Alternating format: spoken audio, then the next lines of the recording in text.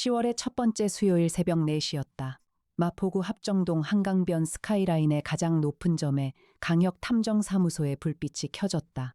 50층 통유리 너머로 한강이 까맣게 흐르고 그 위에 새벽 안개가 낮게 깔려 있었다. 사무소 안에서는 최신형 AI 로봇 세종이 서버 냉각 소리를 미세하게 내면서 대기 상태를 유지하고 있었다. 강혁은 소파에 앉아 노트북 화면을 들여다보고 있었다. 전날 밤부터 끝내지 못한 의뢰서 검토 작업이었다.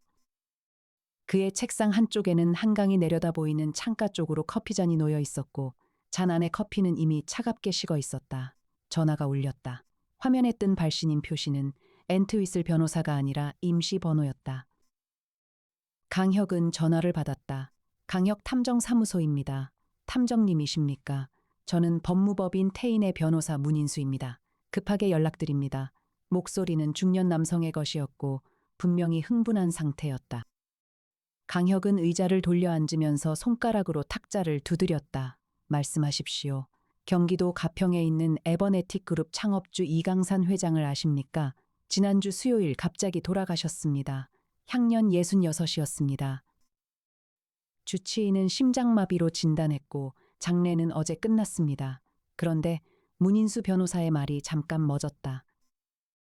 그런데 오늘 새벽에 고인의 여동생 이소라 씨가 가평 별장에서 사망한 채 발견됐습니다. 강혁은 몸을 앞으로 기울였다. 사인은요? 도끼입니다. 자는 사이에 머리를 여러 차례 가격당했습니다. 강혁은 잠시 눈을 감았다가 떴다. 어제 장례가 끝나자마자요? 그렇습니다. 강혁은 이미 손가락으로 책상 모서리를 짚고 있었다. 있는 것, 없는 것, 어색한 것. 그의 머릿속에서 세 개의 항목이 자동으로 열리기 시작했다. 지금 당장 팀을 꾸려 가평으로 가겠습니다. 강혁이 이해나에게 문자를 보낸 것은 새벽 4시 20분이었다. 답장은 채 3분이 되기 전에 왔다. 이미 일어나 있었습니다. 준비하겠습니다. 탐정님, 이해나는 서울 마포구 망원동 오피스텔에 살았다. 사무소까지 걸어서 유분이 채 걸리지 않는 거리였다. 그녀는 새벽에도 항상 머리가 맑았다. 국립과학수사연구원 법화학과에서 10년을 일한 사람의 몸에 새겨진 습관이었다. 강혁이 스카우트 제안을 처음 했을 때 그녀는 망설임 없이 수락했다. 이유는 묻지 않았다.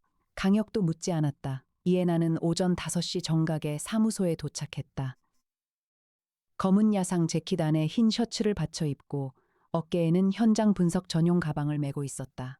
가방 안에는 소형 분광기와 DNA 채취 키트와 적외선 카메라가 들어 있었다. 가평까지 고속도로 예상 소요 시간은 1시간 10분입니다. 평일 새벽이라 정체가 없습니다. 세종이 가평 이강산 별장 주변 위성 이미지를 이미 받아뒀습니다. 경찰은 경기 북부 경찰청에서 현장 보존 중이고 우리가 들어갈 수 있는 창구는 탐정님 형님이 열어주셨습니다. 강혁은 이해나를 바라보았다. 형이 벌써 알고 있어? 네. 제가 연락드렸습니다. 강혁 탐정사무소 수석연구원 송태풍 박사가 연구실 문을 열고 나왔다. 의학 박사이자 범죄학 전공자였다. 눈 아래 짙은 다크서클이 있었지만 손에는 이미 분석 태블릿을 들고 있었다. 이강산 회장 사망 당시 주치의 이름은 노재현이고 전공은 내과입니다. 심장마비 진단을 내린 날짜는 열흘 전이었습니다. 시신은 이미 화장됐습니다. 강혁의 눈이 가늘어졌다. 화장까지 끝났어? 이강산 회장의 유언이었습니다. 강혁은 자켓을 집어들었다. 가자. 가평 청평 호수 옆 산자락에 이강산 회장의 별장이 있었다. 정확히는 별장이라고 부르기에는 너무 큰 건물이었다. 4층짜리 본관과 2개의 별채로 이루어진 부지 면적 약 3,000평의 전원저택이었다. 지은 지 30년이 넘었지만 관리가 잘 되어 있었다. 정문에서 본관까지 들어오는 자갈길 양쪽으로 은행나무가 줄지어 서 있었다. 10월의 은행잎이 노랗게 물들어 있었다. 강혁이 탄 검은색 SUV가 정문 앞에 멈추자 형사 2명이 다가왔다. 강혁의 형 강민혁 검사가 미리 연락을 넣어뒀기 때문에 두 형사는 곧바로 길을 비켜주었다. 사건 현장은 본관 오른쪽 별채 1층 침실이었다. 강혁은 현장 보존 테이프 앞에 서서 안을 들여다봤다. 이해나가 바로 옆에 서서 태블릿에 세종 연결 화면을 띄웠다. 세종은 사무소의 AI 로봇으로 원격 분석을 실시간으로 수행할 수 있었다. 침실 바닥에는 시신이 있었다. 정확히는 시신이 있던 자리였다. 이미 국과수가 수거해갔고 바닥에 혈흔의 윤곽선만 남아 있었다. 혈흔의 양은 상당했다. 침대 헤드보드 쪽으로 두꺼운 혈흔이 퍼져 있었고 베개 쪽에도 지름 20cm 이상의 혈흔이 있었다.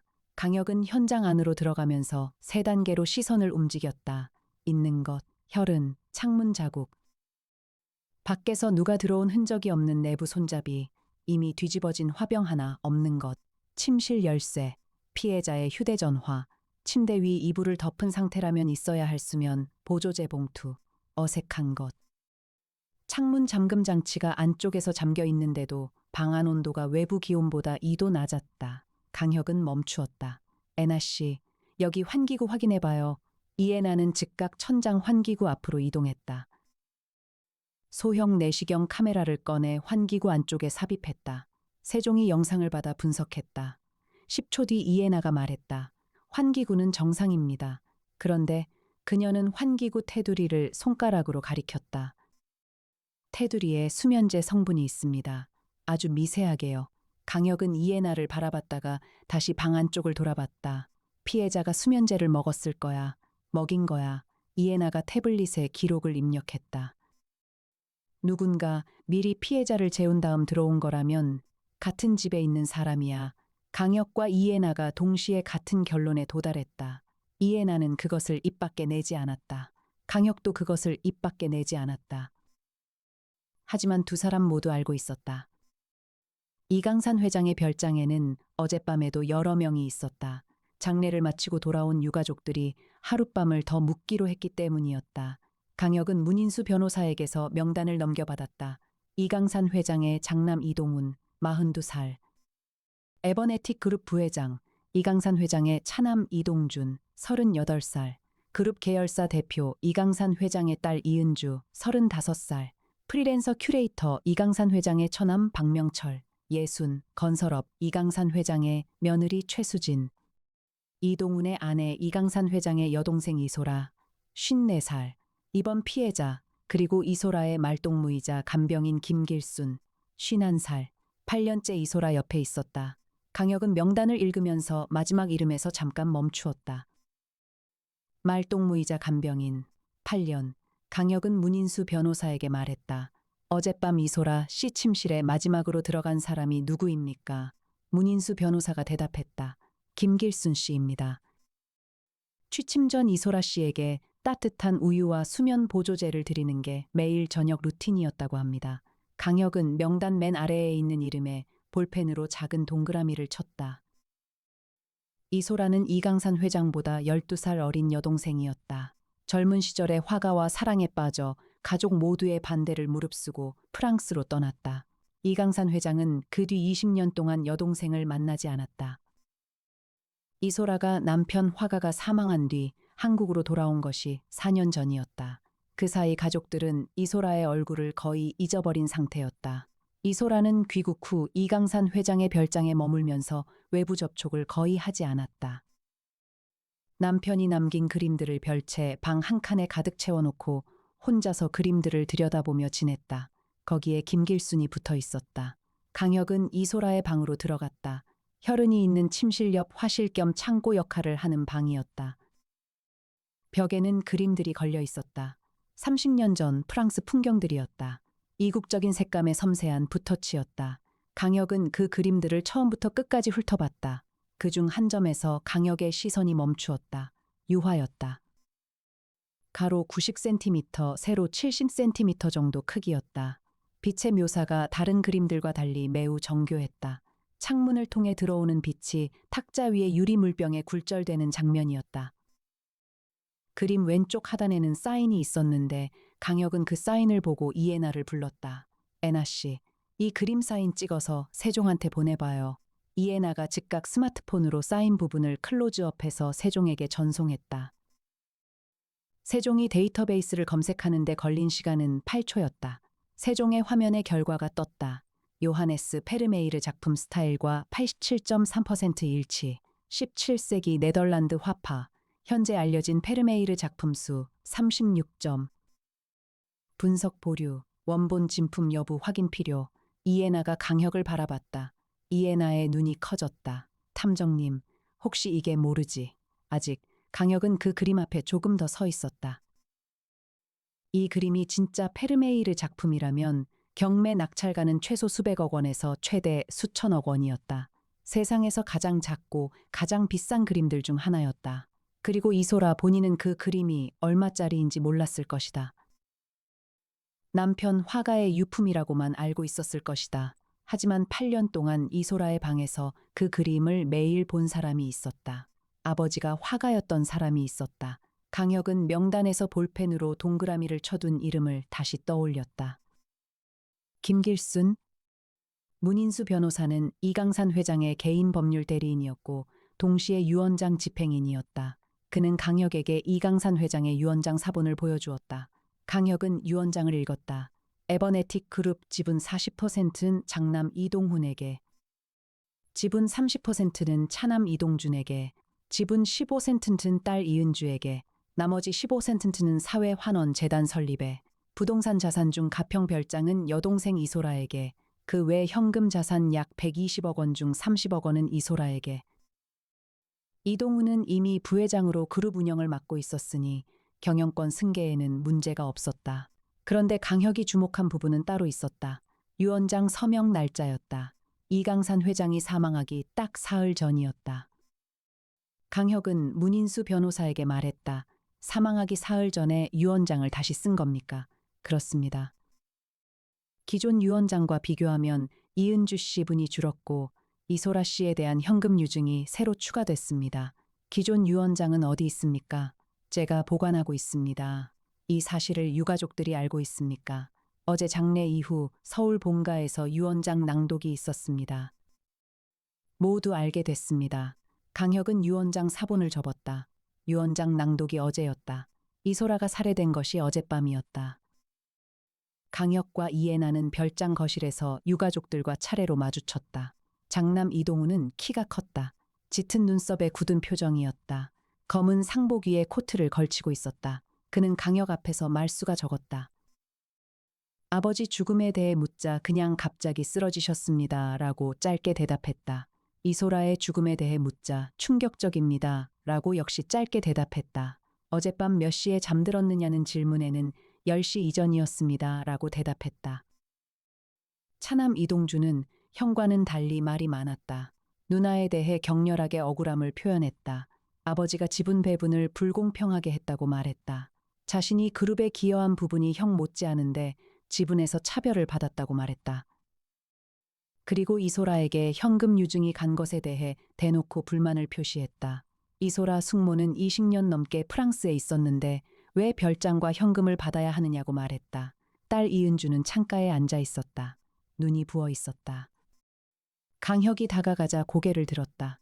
얼굴이 어딘지 창백했다. 강혁이 어젯밤에 대해 묻자 자신은 아버지 방에서 혼자 기도를 하고 있었다고 말했다. 이소라 고모가 살해됐다는 말을 들었을 때 어떤 기분이었냐는 질문에 이은주는 대답하지 않고 그냥 창밖을 바라봤다. 처남 박명철은 사무적이었다. 이강산 회장과는 오래된 사업 파트너이기도 했다고 설명했다. 이소라와는 따로 접점이 없었다고 말했다. 어젯밤은 침실에서 혼자 잤다고 했다.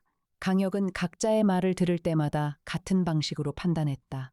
있는 것, 없는 것, 어색한 것. 이동준의 경우에는 불만이 너무 많았다. 그것이 어색한 것 항목에 들어갔다. 실제로 범죄를 저지른 사람은 보통 불만을 너무 많이 표현하거나 아예 표현하지 않거나 둘 중 하나였다. 이은주의 경우에는 창밖을 바라봤다. 그것이 없는 것 항목에 들어갔다. 죽음을 슬퍼하는 사람은 대개 눈을 내리깔거나 바닥을 보는데 창밖을 바라보는 것은 무언가를 회피하는 것이었다. 김길수는 별채 주방 옆 작은 방에 있었다. 강혁이 문을 두드렸다. 김길수는 50대 초반으로 보이는 체격이 다소 작은 여성이었다. 이목구비가 보통이었고 외모에서 특별히 눈길을 끄는 부분이 없었다. 강혁이 들어가도 되느냐고 묻자 그녀는 천천히 고개를 끄덕이며 자리에서 일어났다. 그런데 이때 이해나가 주목한 것이 있었다. 김길순이 자리에서 일어나면서 고개를 왼쪽으로 기울이는 습관이 있었다. 작지만 분명한 동작이었다. 이해나는 이 동작을 세종의 카메라로 포착했다. 강혁은 김길순에게 물었다. 이소라 씨와 함께한 지 얼마나 됐습니까? 8년입니다. 어젯밤에 마지막으로 이소라 씨를 본 것이 몇 시입니까? 밤 9시 30분쯤이었습니다. 따뜻한 우유를 드리고 수면 보조제를 드렸습니다. 이소라 씨는 불면 기간이 있어서 수면 보조제를 드신 지가 오래됐습니다. 그 뒤로는 방에 들어가지 않았습니까? 네. 저도 제 방에서 잠들었습니다. 이소라 씨가 자고 있을 때 방문은 잠겼습니까? 열려 있었습니까? 항상 잠근 채로 주무셨습니다. 열쇠는 이소라 씨가 직접 갖고 계셨습니다. 강혁은 잠시 멈추었다. 이소라 씨 침실에서 열쇠가 발견됐습니까? 문인수 변호사가 옆에서 대답했다. 발견되지 않았습니다. 강혁의 눈이 김길순에게 고정됐다. 김길순은 시선을 내리깔고 있었다. 있는 것, 없는 것, 어색한 것. 어색한 것 두 가지가 동시에 포착됐다. 첫째, 잠긴 침실에서 열쇠가 사라진 것. 둘째, 김길순이 자리에서 일어날 때 고개를 왼쪽으로 기울인 것.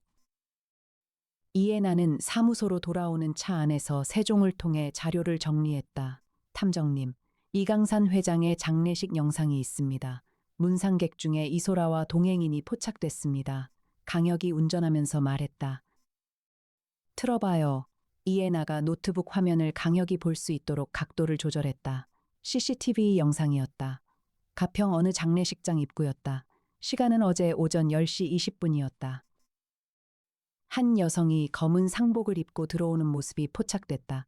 카메라 각도상 얼굴은 잘 보이지 않았지만 거동 방식과 체형을 세종이 분석했다. 세종의 분석 결과는 이소라 씨가 아닐 확률 62%라고 나왔다. 강혁이 말했다. 다시 봐봐요. 목 쪽 이에나가 영상을 확대했다. 목덜미가 잠깐 노출되는 장면이 있었다. 세종이 확대 이미지를 분석했다. 세종이 텍스트를 출력했다. 목 오른쪽 하단의 점 확인. 이소라 씨 의료기록상 해당 위치에 점 없음. 김길순 씨 의료기록 접근 불가. 이에나가 강혁을 바라봤다. 탐정님, 장례식장에 나타난 이소라는 이소라가 아니었을 수 있습니다. 강혁은 핸들을 두 손으로 쥐었다. 장례식장에서 이소라 행세를 한 사람이 있어. 그 사람이 거기서 뭔가를 말했어. 그리고 그날 밤에 진짜 이소라가 죽었어. 이에나가 자료를 빠르게 검색했다. 장례식장 기록에 따르면 장례 당일에 이소라 씨가 이런 말을 했다고 유가족들이 증언했습니다. 오빠는 그냥 돌아가신 게 아니에요. 누군가가 죽인 거예요. 라고 했다고 합니다. 강혁은 입을 다물었다. 그 발언 하나 때문에 이강산 회장의 죽음이 타살로 의심받을 상황이 만들어진 것이었다. 유가족들이 서로를 의심하기 시작하게 만든 발언이었다. 그리고 그 발언 때문에 모든 의심은 유가족 쪽으로 향하게 됐다. 하지만 만약 진짜 이소라가 그 말을 하지 않았다면 진짜 이소라는 그날 밤 수면제를 먹고 자고 있었다. 대신 장례식장에 나타난 가짜 이소라가 그 말을 했다. 그리고 가짜 이소라를 연기한 사람이 진짜 이소라를 도끼로 살해했다. 강혁의 손이 핸들 위에서 잠시 굳었다. 이것은 한 번에 두 가지를 이룬 범행이었다. 이강산 회장의 자연사를 타살로 둔갑시켜서 의심을 유가족 쪽으로 분산시키는 동시에 진짜 목적인 이소라 살해를 실행하는 것이었다. 그리고 이소라와 8년을 함께 살아온 김길수는 이소라의 말투를 달달 외울 수 있었다. 이소라의 버릇과 몸짓을 완벽하게 흉내낼 수 있었다. 단 하나만 빼고 고개를 기울이는 방향이 반대였다. 이소라는 원래 고개를 오른쪽으로 기울였다. 김길수는 거울 앞에서 연습했기 때문에 왼쪽으로 기울였다. 사무소로 돌아온 강혁은 형 강민혁에게 전화했다. 형, 이강산 회장 사망 건 검찰에서 들여다봐 줄 수 있어? 강민혁은 한 박자 뒤에 대답했다. 심장마비 아니었어? 주치의가 그렇게 결론 내렸어. 그런데 사망 사흘 전에 유언장을 바꿨고 시신은 화장됐어. 화장까지 됐으면 독성 검사는 불가능하지. 그래서 형한테 부탁하는 거야. 강민혁이 잠시 생각하는 소리가 들렸다. 주치의 노재현 조사하면 될 것 같은데 화장 결정을 누가 했는지도 확인해야 하고 부탁해. 전화를 끊은 뒤 강혁은 이에나 쪽으로 몸을 돌렸다. 이해나는 이미 세종으로 이강산 회장의 사망 전 동선과 의료 기록을 검색하고 있었다. 탐정님, 이강산 회장이 사망 열흘 전에 외래 진료를 받은 기록이 있습니다. 가평에 있는 한 내과의원이었습니다. 그런데 그 내과의원은 노재현 주치의의 개인 의원이었습니다. 강혁이 물었다. 무슨 처방이 났어? 고혈압 약과 수면 보조제 처방이었습니다. 그런데 수면 보조제가 고용량으로 처방됐습니다. 이강산 회장의 체중과 나이를 기준으로 보면 일반 처방의 3배에 가까운 용량이었습니다. 송태풍 박사가 연구실 쪽에서 나와서 태블릿을 들고 왔다. 방금 세종이 찾아냈습니다. 노재현 의사의 의료 면허는 2020년에 자격 정지 처분을 받은 적이 있습니다. 사유는 불법 의약품 처방이었습니다. 강혁이 눈을 가늘게 했다. 이강산 회장의 심장마비가 자연스럽게 발생했을 수도 있어. 고용량 수면 보조제가 고령의 심장 질환자에게 미치는 영향이 어떻게 되지? 송태풍 박사가 대답했다. 수면 보조제 중에서 일부 계열은 심장 박동수를 감소시키고 혈압을 낮추는 부작용이 있습니다. 고용량이라면 심장 질환을 기저에 가진 노년 환자에게는 치명적일 수 있습니다. 그런데 사후에 일반적인 부검 없이는 이를 수면제 과량 복용 때문인지 자연 심장마비인지 구분하기가 어렵습니다. 강혁은 일어섰다. 시신이 화장됐으니까 지금으로서는 노재현 의사의 처방이 고의였는지 아닌지가 관건이야. 이해나가 말했다. 탐정님, 그런데 아직 한 가지 더 있습니다. 강혁이 이해나를 바라봤다. 이소라 씨가 장례식장에서 한 발언입니다. 그 발언 때문에 유가족 중 누구든 이강산 회장의 타살 의혹을 해소하거나 증폭시키려는 동기가 생겼을 겁니다. 그런데 그 발언 자체가 처음부터 이소라 씨의 발언이 아니었다면 이강산 회장의 타살 의혹은 처음부터 없는 것이었습니다. 강혁이 고개를 끄덕였다. 맞아. 이강산 회장의 죽음은 자연사였을 수도 있어. 김길순이 그 사실을 이용한 거야. 이강산 회장이 죽은 타이밍을 이용해서 이소라를 죽이기 위해 가장 완벽한 연막을 친 거야. 이해나는 눈이 빛났다. 그러면 조사 방향은 두 갈래입니다. 하나는 이강산 회장의 사망이 정말 자연사인지 아닌지, 다른 하나는 김길순이 왜 이소라를 죽여야 했는지. 강혁이 말했다. 그리고 세 번째 방향이 있어. 이해나가 물었다. 무엇입니까? 장례식장에 나타난 가짜 이소라의 알리바이. 그 시간에 진짜 이소라가 있었다는 증거가 어디에 있었는지. 강혁은 사건의 핵심이 이소라에게 있다고 판단했다. 정확히는 이소라가 가진 것에 있다고 판단했다. 페르메이르. 강혁은 이해나에게 말했다. 그 그림 제대로 감정받아야 해. 국내에 믿을 수 있는 그림 감정사가 있어? 이해나가 대답했다. 한국미술품감정연구소에 있습니다. 담당자한테 연락하겠습니다. 이해나는 세종을 통해 한국미술품감정연구소의 수석 감정사 홍기서를 찾아냈다. 홍기서는 국내에서 유일하게 유럽 구시대 거장 작품 감정 자격을 보유한 사람이었다. 이해나가 연락하자 홍기서는 다음 날 오전에 직접 가평 별장으로 오겠다고 했다. 그 사이에 강혁은 이소라의 과거를 추적했다. 이소라는 1970년 서울 출생이었다. 23살에 프랑스 파리로 간 것이 1993년이었다. 파리에서 화가 피에르 뒤발과 결혼했다. 피에르 뒤발은 프랑스 국적의 미술 작가였고 2018년 파리에서 사망했다. 이소라는 그 이듬해인 2019년에 한국으로 귀국했다. 피에르 뒤발의 유품 중에는 다수의 그림이 있었다. 이소라는 그 그림들을 전부 한국으로 가져왔다. 강혁이 주목한 것은 피에르 뒤발의 경력이었다. 그는 화가였지만 미술품 딜러이기도 했다. 유럽 각지의 갤러리와 경매장을 돌아다니며 작품을 매매했다. 그 과정에서 어떤 경로로든 페르메이르 작품을 얻었을 가능성이 있었다. 세종이 피에르 뒤발의 미술 관련 기록을 검색했다.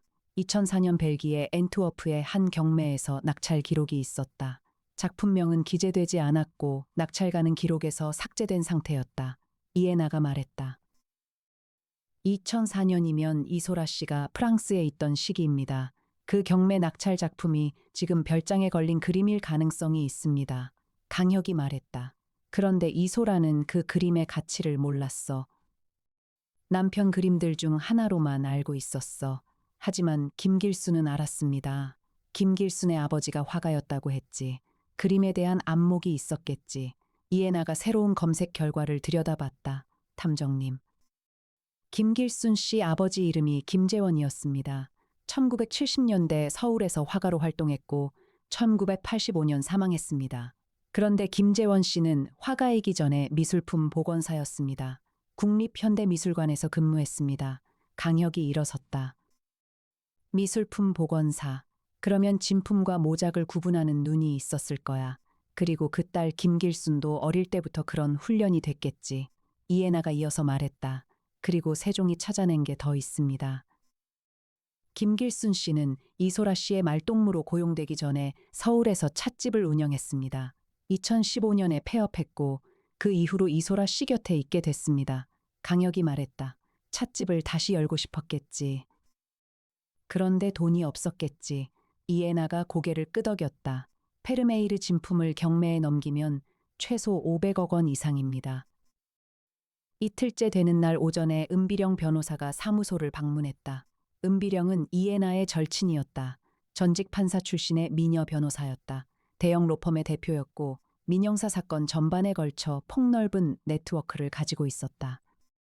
강혁을 보면 티가 나지 않게 미소를 지었지만 강혁은 여전히 이에나 곁에 앉은 은비령에게 딱딱하게 인사했다. 은비령이 가방을 탁자에 내려놓으면서 말했다. 김길순 씨 이름으로 변호사 선임 의뢰가 들어왔어. 내가 거절했지만 그 과정에서 뭔가를 알게 됐어. 강혁이 말했다. 뭔데요? 은비령이 태블릿을 꺼내서 화면을 보여줬다. 김길순 씨가 이소라 씨의 유언을 주장하고 있어. 이소라 씨가 사망 전에 자신에게 그림들을 물려주겠다는 말을 했다고. 그 내용을 녹음했다는 거야. 강혁이 눈을 가늘게 했다. 녹음? 그런데 그 녹음을 경찰에게 제출하겠다고 했어. 자기가 범행을 저지를 이유가 없다는 증거로. 이해나가 말했다. 그게 오히려 이상합니다. 범행을 저지를 이유가 없다는 걸 미리부터 주장하는 건. 강혁이 말을 이어받았다. 의심을 먼저 눈치챘다는 거야. 아니면 스스로 미리 알리바이를 만들어두는 거야. 은비령이 말했다. 그 녹음 파일, 제가 분석해봤는데 파일 생성 메타데이터가 이소라 씨 사망 이틀 전이에요. 사후에 조작된 게 아닐 가능성이 있어. 강혁이 잠시 생각했다. 이소라 씨가 실제로 그 말을 했을 수 있어. 그런데 이소라 씨가 말한 그림이 어떤 그림인지 이소라 씨는 모르고 했을 거야. 유품들 중 하나를 줄게라고 말한 거지. 그리고 김길수는 그게 바로 페르메이르 작품이라는 걸 알았을 거야. 은비령이 고개를 끄덕였다. 그래서 일단 녹음은 알리바이가 아니라 오히려 그림에 대한 집착의 증거가 될 수 있어. 같은 날 오후 부장판사 김병기가 전화를 했다. 김병기는 강혁의 친구였다. 은비령과는 판사 동기였다. 강혁의 형 강민혁과도 오래된 사이였다. 그는 가끔 강혁의 사건에 관련 정보를 넘겨주었다. 혁아, 아니 강탐정, 이강산 회장 사건 소문이 돌고 있어. 경찰에서는 여동생 살해 용의자로 차남 이동준을 보고 있더라. 강혁이 말했다. 이동준이 불만이 컸으니까. 그런데 이동준 자는 어젯밤 내내 별장 CCTV에 찍혀 있었어. 침실 복도를 한 번도 나오지 않았고. 반면에 이소라의 침실 쪽 복도 카메라에는 한 가지가 찍혀 있었어. 뭐가? 새벽 3시 30분에 침실 문이 안쪽에서 열렸다가 닫혔어. 그런데 나온 사람 얼굴이 카메라 각도에서 안 잡혔어. 강혁이 말했다. 채형은 작은 여성이야. 다음 날 아침 한국미술품감정연구소의 홍기서 수석감정사가 가평 별장에 도착했다. 강혁과 이해나가 동행했다. 홍기서는 60대 초반의 남성으로 직업 특유의 느릿한 걸음새가 있었다. 그는 그림 앞에 서자마자 말없이 확대경을 꺼내서 들여다보기 시작했다. 30분 동안 아무 말도 하지 않았다. 그동안 강혁과 이해나는 방 안에서 조용히 서 있었다. 30분이 지난 뒤 홍기서가 확대경을 내리면서 말했다. 제가 지금 바로 단정할 수는 없습니다. 그런데 이 그림은 네덜란드 17세기 원판 캔버스 소재와 물감 성분을 가지고 있습니다. 그리고 이 붓터치 방식은 현재까지 알려진 어느 모사화가도 이 수준으로 재현한 사람이 없습니다. 강혁이 물었다. 진품이라는 의미입니까? 홍기서가 대답했다. 정밀 분석이 더 필요하지만 진품에 준하는 수준이라고 말씀드릴 수 있습니다. 이에나가 태블릿을 꺼냈다. 세종이 실시간으로 페르메이르 작품 데이터베이스를 조회했다. 결과가 나왔다. 현재 알려진 36점의 페르메이르 목록 중 이 그림과 가장 유사한 구도와 주제를 가진 작품이 있었다. 그 작품은 2001년 이후 소재 불명으로 기록돼 있었다. 원래 개인 소장자가 있었다가 소장자가 사망한 뒤 행방이 묘연해졌던 그림이었다. 강혁이 말했다. 피에르 디발이 2004년 벨기에 경매에서 사들인 것과 시기가 맞아 이에나가 고개를 끄덕였다. 이 그림이 사실상 사라진 것으로 처리됐었기 때문에 공식 기록에 없었던 거고 이소라 씨는 그 사실을 전혀 몰랐겠습니다. 강혁이 천천히 말했다. 그리고 김길수는 알았어. 강혁은 그림에서 눈을 돌렸다. 이소라 씨가 자연사 하기를 기다렸겠지. 그런데 이강산 회장이 먼저 죽었어. 유언장 낭독에서 이소라 씨가 별장을 상속받게 됐어. 이소라 씨가 별장을 받아버리면 별장 안에 있는 그림들도 이소라 씨 명의로 확정돼. 그러면 이소라 씨가 자연사 할 때까지 기다려야 해. 그런데 유언장 낭독 직후에 기회가 왔어. 이에나가 이어받았다. 모든 유가족이 한 장소에 모여 있었습니다.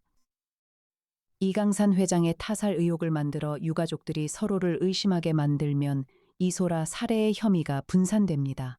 강혁이 말했다. 김길수는 8년 동안 이소라 씨의 모든 것을 관찰했어. 말투도 몸짓도 가족 이야기도. 장례식 날 유가족들은 20년 만에 만나는 이소라를 낯설어 했어. 집사는 눈이 나빠서 멀리서만 봤어. 완벽한 무대였지. 이에나가 덧붙였다. 그리고 자신에게 독을 탄 음식을 보내서 스스로 피해자인 척 했을 것입니다. 독살 시도를 받은 사람이 범인일 리 없다는 논리를 이용해서 강혁이 고개를 끄덕였다. 우리가 아직 찾지 못한 게 있어. 그 독탄 음식. 강혁이 가평 별장에서 빠져나오기 전에 별장 주방을 한 번 더 살펴봤다. 주방 냉장고 안에 케이크 한 조각이 있었다. 흰 크림이 얹힌 웨딩 케이크 스타일이었다. 케이크 상자에는 수신인이 김길순 씨 앞으로 적혀 있었다. 강혁이 이에나에게 말했다. 저거 가져가요. 이에나가 증거 봉투에 케이크를 넣었다. 사무소로 돌아와서 이에나는 즉시 케이크 성분 분석을 했다. 세종이 분광기 데이터를 받아서 성분을 분해했다. 결과는 30분 뒤에 나왔다. 비소가 검출됐다. 치사량의 약 절반에 해당하는 양이었다. 이에나가 말했다. 먹었다면 죽지는 않을 양이지만 상당히 아팠을 겁니다. 강혁이 말했다. 그런데 케이크가 냉장고 안에 거의 그대로 남아 있었어. 이에나가 잠시 생각했다. 먹지 않았다는 건데요. 아니면 아주 조금만 먹었다는 거야. 송태풍 박사가 끼어들었다. 예전에 베개 밑에 웨딩 케이크 조각을 넣어두면 미래의 신랑 얼굴을 꿈에서 볼 수 있다는 민간 풍습이 있었습니다. 만약 케이크를 침대 옆에 두고 잔다면 한 조각을 먹지 않고 두는 게 자연스럽게 보입니다. 이에나의 눈이 커졌다. 케이크를 다 먹지 않은 것이 수사관한테는 나이 든 사람이 미신을 믿어서 케이크를 남긴 것처럼 보이게 만든 거군요. 고의로 비소를 피한 게 아니라 강혁이 말했다. 치밀해. 정말 치밀해. 강혁은 의자에서 일어나 창가로 걸어갔다. 한강이 내려다 보였다. 10월의 한강은 빛이 낮게 깔렸다.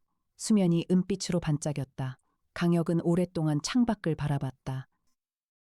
이 사건에서 가장 잔인한 것은 살인 방법이 아니었다. 가장 잔인한 것은 이소라라는 한 사람의 존재 자체가 도구로 사용됐다는 것이었다. 이소라의 목소리가 도구였다. 이소라의 버릇이 도구였다. 이소라의 가족 역사가 도구였다. 그리고 이소라의 죽음 역시 도구였다. 강혁은 이 사건에서 자주 떠오르는 얼굴이 있었다. 강력계 시절에 담당했던 사건의 피해자였다. 한 가족이 단 하룻밤 사이에 무너지는 것을 목격했던 그날의 기억이었다. 그날 이후로 강혁은 피해자의 이름을 기억하는 습관이 생겼다. 수첩에 써두는 게 아니라 가슴에 새기는 방식으로 이소라. 이강산 회장의 제사를 처음 챙긴 사람은 이동훈의 아내 최수진이었다. 그녀는 강혁에게 아무것도 말하지 않았다. 하지만 이에나에게는 달랐다. 이에나가 최수진과 단둘이 이야기를 나눴다. 여성 대 여성의 대화였다. 이해나는 사건 이야기를 꺼내지 않고 대신 별장에서의 생활과 이소라에 관한 기억을 물었다. 최수진이 말했다. 이소라 고모님은 항상 고개를 오른쪽으로 기울이는 버릇이 있었어요. 결혼 전에 잠깐 만난 적이 있었는데 그게 기억에 남아요. 근데 장례식장에서 고모님을 봤을 때 왠지 이상했어요. 고개를 반대쪽으로 기울이시더라고요. 제가 착각인가 했는데 이해나가 말했다. 그게 이상했다는 걸 경찰에 말씀하셨나요? 최수진이 고개를 저었다. 제가 이소라 고모님을 잘 모르는 사람인데 그걸 말했다가 이상하게 볼까 봐요. 그리고 그게 그냥 그날 피곤했거나 상황이 달라서 그런 거겠지 했어요. 이해나는 감사하다고 말하고 자리를 떴다. 이해나가 강혁에게 보고하자 강혁이 말했다. 최수진 씨 진술이 결정적이야. 장례식장의 이소라가 김길순이었다는 걸 뒷받침하는 증언이야. 이해나가 덧붙였다. 그리고 탐정님, 하나 더 있습니다. 이해나가 태블릿 화면을 보여줬다. 세종이 장례식장 CCTV 영상을 정밀 분석한 결과였다. 장례식장에 나타난 이소라의 귓불 모양이 진짜 이소라의 의료 기록 사진과 달랐다. 이소라는 귓불이 붙어 있는 형태였지만 장례식장에 나타난 인물의 귓불은 떨어져 있는 형태였다. 이 차이는 분장으로 바꿀 수 없는 생물학적 특징이었다. 강혁이 말했다. 이걸 가지고 가야 해.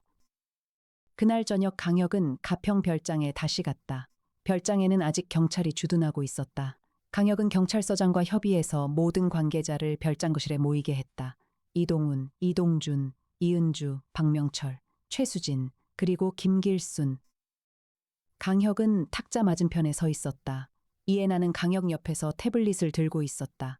송태풍 박사는 문 쪽에 서 있었다. 창밖에는 가평 호수가 보였다. 은행나무 잎이 바람에 흔들렸다. 강혁이 말했다.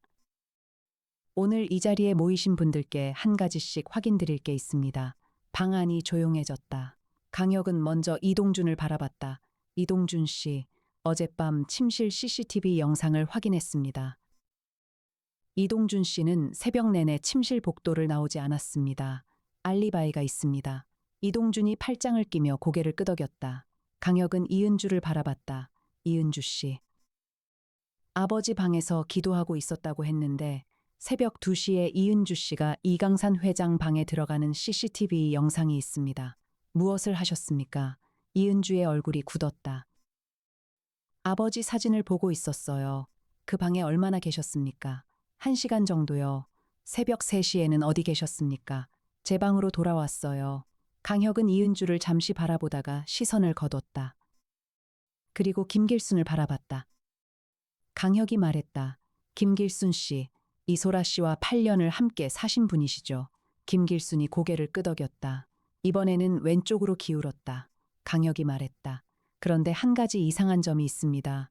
강혁이 이해나에게 눈짓했다. 이해나가 태블릿 화면을 들어서 방 안의 모든 사람이 볼 수 있게 했다.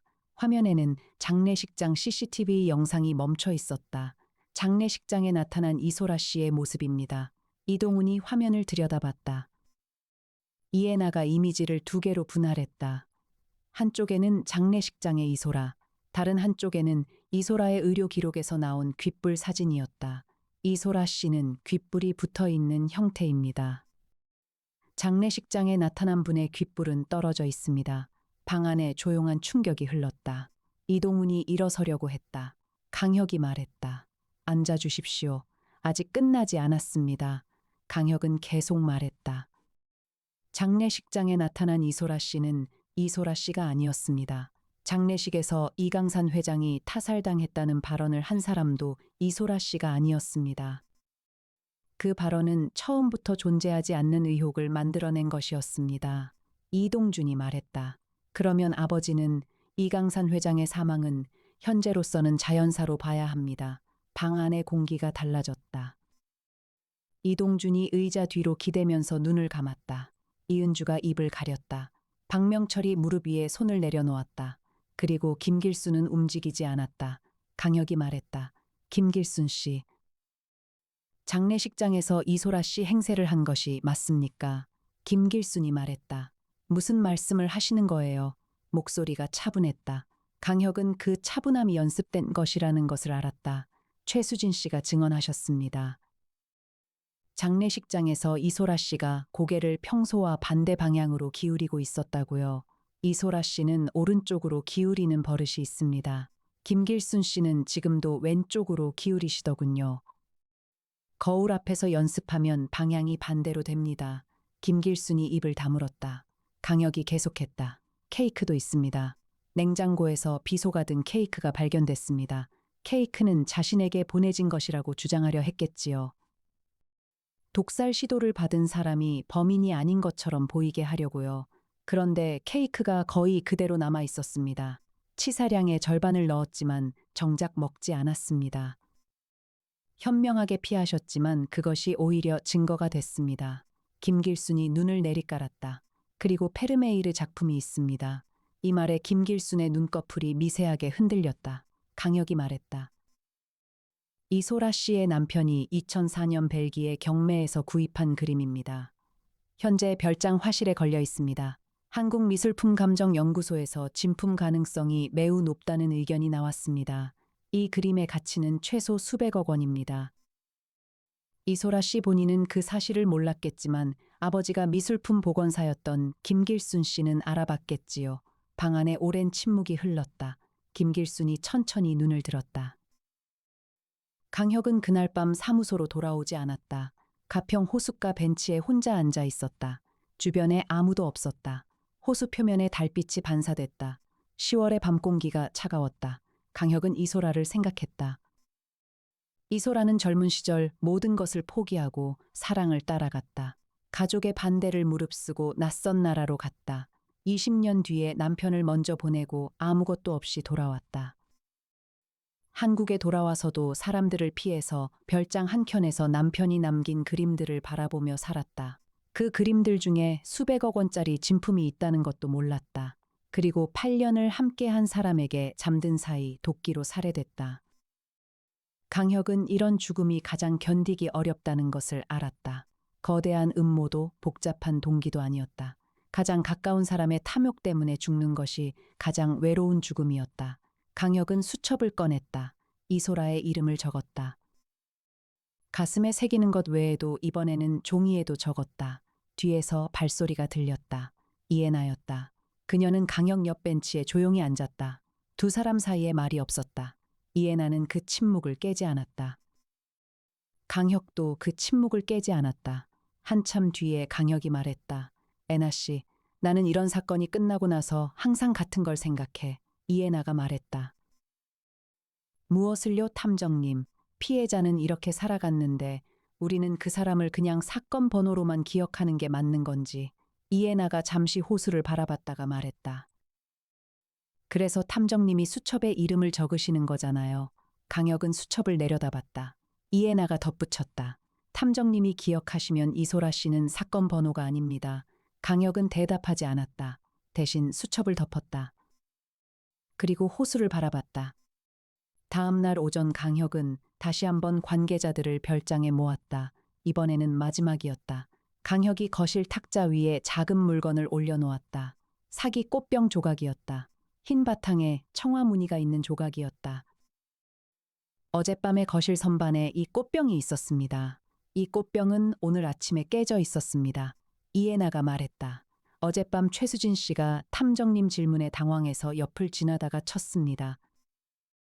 저와 탐정님이 목격했습니다. 강혁이 모든 사람을 돌아보면서 말했다. 그런데 이상한 게 있었습니다. 오늘 모이셨을 때 이 꽃병이 아름답다고 말씀하신 분이 있습니다. 방 안에서 아무도 말하지 않았다. 강혁이 김길순을 바라봤다. 어제 거실에서 이 꽃병을 보고 정말 예쁜 꽃병이네요 라고 하셨지요. 오늘 아침이 아니라 어제 저녁 모두 모였을 때 김길순이 말했다. 기억이 안 나네요. 제가 기억합니다. 이해나 씨도 기억합니다. 이해나가 고개를 끄덕였다. 강혁이 말했다. 이 꽃병은 어제 저녁에는 없었습니다. 최수진 씨가 깨트린 것도 어젯밤이었습니다. 그런데 깨지기 전에 꽃병이 아름답다고 하셨습니다. 이 별장에 한 번도 방문한 적 없는 사람이라면 이 꽃병을 볼 수 없었을 겁니다. 이동훈이 말했다. 이 별장에 한 번도 방문한 적 없는 사람은 바로 이소라 씨와 김길순 씨는 이 별장에 항상 있었습니다. 그런데 장례식장에 나타난 가짜 이소라가 어젯밤 거실에서 꽃병을 보고 칭찬했다면 그 사람은 이 별장을 알고 있는 사람입니다. 즉, 장례식장의 가짜 이소라는 이 별장을 잘 아는 사람입니다. 강혁은 김길순을 정면으로 바라봤다.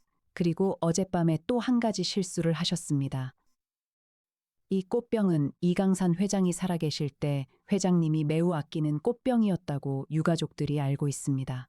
그런데 이강산 회장의 여동생이 그 꽃병을 칭찬했습니다.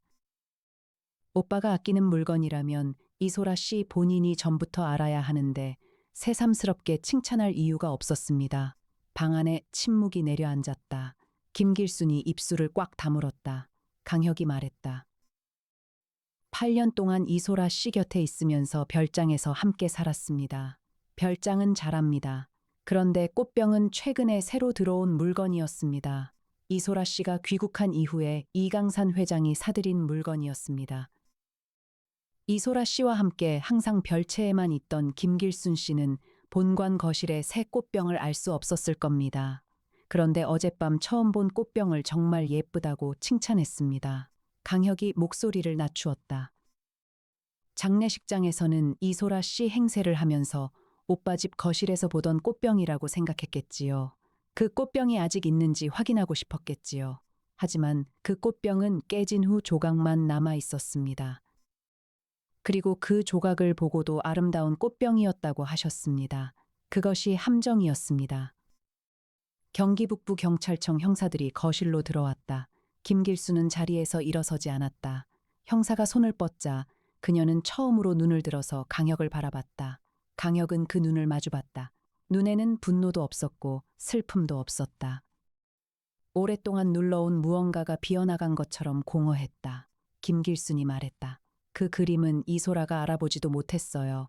그냥 남편 유품이라고만 알고 있었어요. 8년 동안 그 앞에서 매일 지나쳤는데 아무 관심도 없었어요. 강혁은 아무 말도 하지 않았다. 저는 아버지가 돌아가신 뒤로 줄곧 그림 앞에서 살아왔어요. 아버지가 가르쳐준 것들을 가지고 살아왔어요. 찻집도 그림 때문에 시작한 거예요. 그림에서 배운 눈으로 인테리어를 했는데 그게 망했어요. 강혁은 여전히 말이 없었다. 8년 동안 이소라 씨 곁에 있으면서 그 그림만 봤어요. 처음에는 그냥 좋아서 봤는데 어느 순간부터는 다른 생각이 들었어요. 형사가 다시 손을 뻗었다. 김길순이 일어섰다. 형사가 수갑을 채웠다. 연행되면서 김길순이 마지막으로 말했다. 이소라 씨는 행복했어요. 진짜로요. 그 그림들을 보면서 남편을 그리워하면서 사는 게 행복하다고 했어요. 저는 그게 부러웠어요. 문이 닫혔다. 거실 안에 남은 사람들은 아무도 말하지 않았다. 강혁은 창밖을 바라봤다. 은행잎이 바람에 떨어지고 있었다. 사건 이후 처리는 빠르게 진행됐다. 김길수는 이소라 살인죄와 사기 행위로 검찰에 송치됐다. 전과가 없었지만 범행의 계획성과 잔인함을 고려할 때 중형이 예상됐다. 강혁의 형 강민혁 검사가 사건을 배당받았다. 이강산 회장의 주치의 노재현은 고용량 수면제 처방 경위에 대해 조사를 받았다. 그는 이강산 회장 본인의 요청에 의한 처방이었다고 진술했다. 고혈압과 불면을 함께 가진 고령 환자였기 때문에 처방 자체가 불법이라고 보기는 어렵다는 의료 전문가 의견이 나왔다. 검찰은 고의성 입증이 어렵다는 판단하에 기소를 유보했다. 부장판사 김병기는 이 사건과 관련된 재산 분쟁이 향후 발생할 경우를 대비해서 유 원장 효력 관련 자문을 은비령 변호사와 함께 정리해줬다. 은비령 변호사는 이동훈의 법률 대리를 맡게 됐다. 이동훈은 사건이 마무리된 뒤 이소라의 별장을 그대로 유지하고 이소라의 그림들을 박물관에 기증하는 방안을 검토하겠다고 밝혔다. 페르메이르로 추정되는 그림은 국립중앙박물관의 감정 요청을 통해 정밀 분석 절차를 밟게 됐다.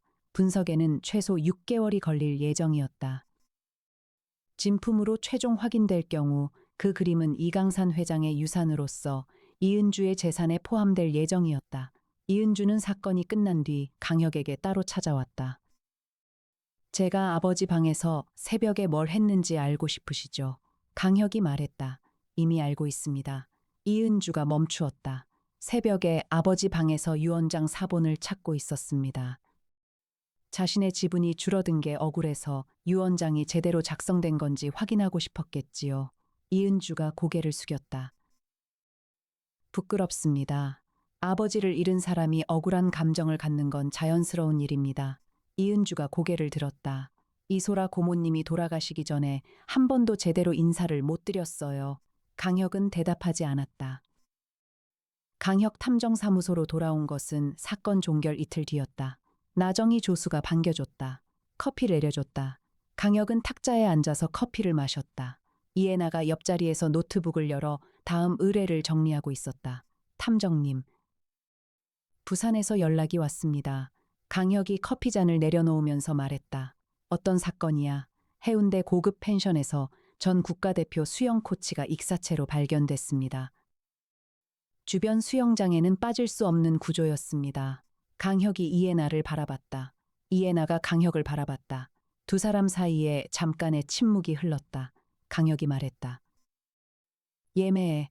이해나가 이미 노트북 화면에서 KTX 예매 창을 열고 있었다.